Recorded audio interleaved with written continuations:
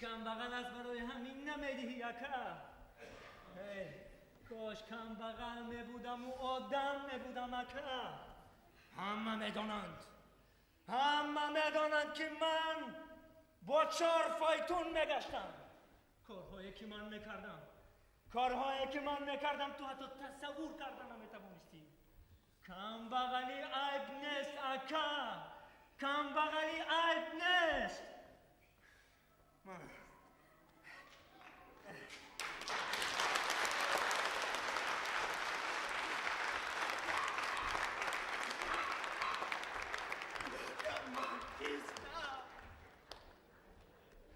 دشمن اشدی خانواده خدا.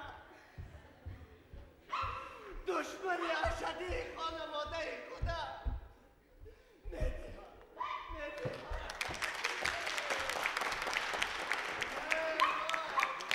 تشکر با تو دادرم که عقلی مرا کشادی.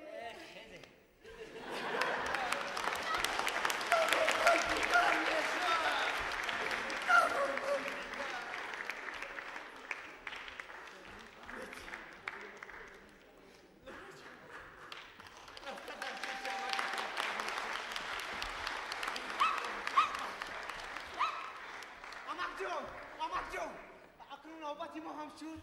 بله اکنون من تماما دیگر شد. انا جان اکنون نوبتی ما رسید.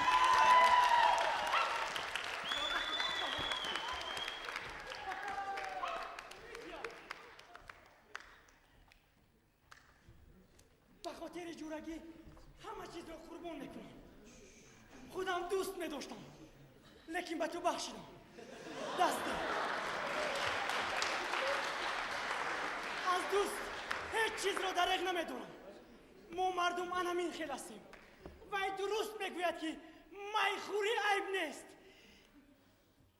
یعنی کم بغلی عیب نیست. مبارک باشد میتونم. جان گوش اندازه شامپان بیاره. شامپان